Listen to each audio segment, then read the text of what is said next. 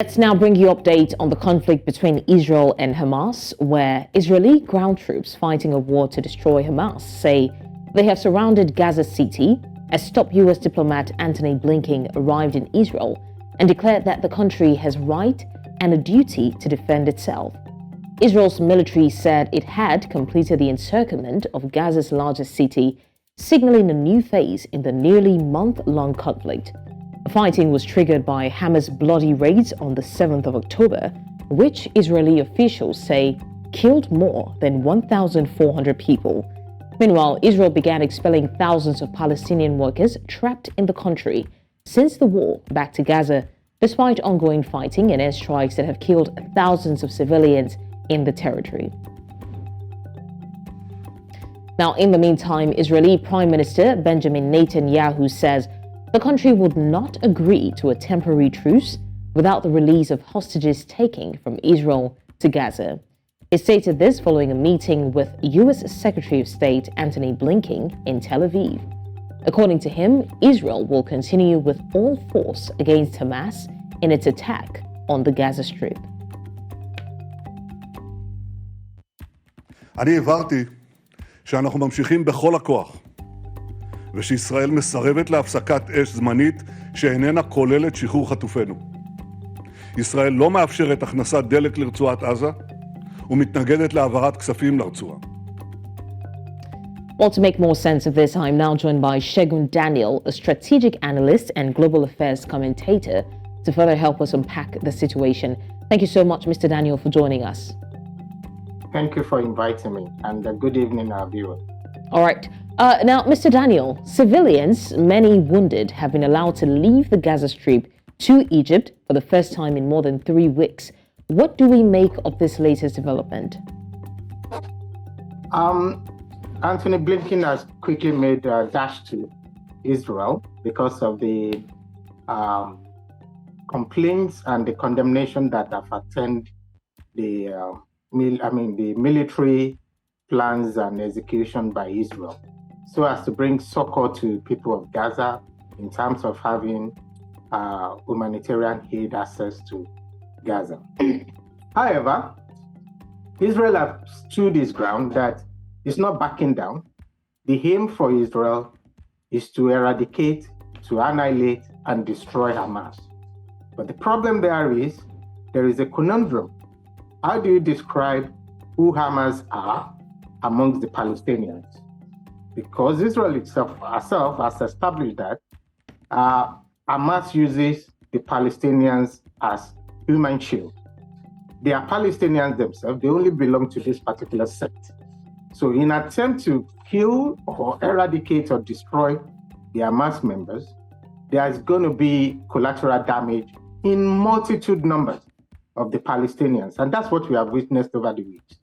That more than almost 10,000 Palestinians, children, women, and elderly, as well as other individuals, adults or young people alike, have been destroyed. Their homes have been destroyed. There have been a lot of colossal destruction going on there. And that has outraged the world over. Seeing the optics of it on the TV has given a whole lot of outrage. I'm pleased to the Israeli authorities to have a pause on the war or to have a ceasefire.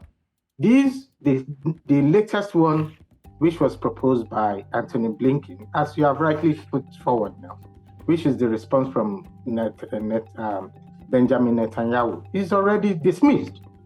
That they are not going to agree to ceasefire. That means continue plundering, bombardment, destruction, and killing of the Palestinians will continue, all in the name of bringing Hamas to his knees. The collateral damage for this is going to be massive numbers of the Palestinians being killed. Already it's established they have encircled the Gaza Strip. They have asked people to move from the northern part of Gaza down to the south. Now they are in the middle of it, which is the Gaza city itself, and they've encircled it. That means they're not backing down. The whole idea is to flush out whoever are members of Hamas in Gaza. But to what cost? The only limitation I see that Israel is playing on the gamble is how to extricate their citizens that have been taken as hostage, because that is going to bring a backlash.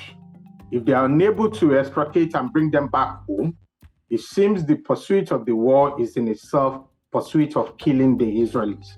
So that is the only temperament they have for the moment that will make them want to have a pause. Okay. Considering. All right, Mr. Daniel, now the health ministry in Hamas-run Gaza on Wednesday actually said that 3,648 children are among the over 8,000 people that have been killed in the Israeli strikes since the war erupted. These children are suffering a crime that an issue that they know nothing about. What exactly can be done at this point to stop the avoidable bloodshed, especially seeing that children and women are suffering? I will start with what has been done. What has been done is condemnation, and Israel had become accustomed to it. That means it's never going to work. The world together, except for those who have shown interest in backing Israel, who consider Israel as his allies, not for any other thing, because it's a long-term ally, like United States, United Kingdom, the EU, Australia, Canada, they've all signified that Israel is their allies. Come rain, come sunshine. They stood by Israel.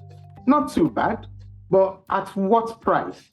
And the whole world has condemned action of Israel. And that's what Israel have lived with over the years. These consistent war or attrition or conflict with the Palestinians have been there for 75 years. We need to get a grip on a permanent solution rather than condemning every activity when they all come. Israel will continue to kill them in their numbers unless there is a lasting solution is profiled. We have seen a solution in terms of its nation, either Palestinian nation or a nation of Israel, where everybody will cohabit with same right. Israel did not allow that. Then came the two-state solution, where there will be two separate nations of Palestinians' homeland, as well as the Jewish nation, the Israel state. Israel accept that, accord to that, but from day one, have been working against the existence of that protocol, that it will never see the light of day. So all they need to do is ask Israel what exactly does it want. That is where the answer is. They might be timid, they might be shy, whatever reason, but in my feeling, what Israel wanted is 75 years they've dislodged these people to this point. The remaining 100 years, they want to use it to pursue them out of those lands. That is exactly. Israel cannot afford to have a state of Palestinians side by side it, because they consider it as a security risk. So the actual thing they are pursuing is to have them all out of, put them as refugees elsewhere else, find a way of withdrawing and retaking the land from them. But that has to be tabled and discussed. On the part of the Palestinians, to me, they are anchoring to the land. It's like they're keeping to the words or the attention of their forefathers. I say to people, we are history ourselves. People cannot live 75 years under occupation and are not thinking of how else should we exist. If Israelis want them out of the land, if there is going to be a negotiation, they are all surrounded by Arabs who are very peculiar and related to the Palestinians. If there is a way they can find them in land elsewhere, and the United States and its party, as well as Israel, make a massive contribution to build a place for the people. The whole essence of we humans is to live good life and have a meaning for our lives.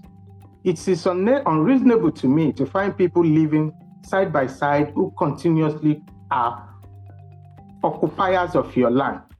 The homeland of the Palestinians is an occupied land. They have restrictions to water, they have restrictions to power, restrictions to food, restrictions to building materials. Everything is controlled by Israel. They can make their life miserable, they can make their life peaceful for a few months and become miserable for the next 2 years. So if they can settle elsewhere outside of that land, if the world can come together with almost $600 trillion to rebuild a homeland for them, yeah, in the next 100 years, we'll be talking a different history of the Palestinians. Okay. Not another 75 years we should keep talking about conflict and talk about how many children, how many women that are killed. All right. Thank you so much, strategic analyst. Thank you so much, strategic analyst and global affairs commentator, Mr. Segun Daniel. Thank you for joining us on the news at this hour. Thank you very much for having me. It's a pleasure.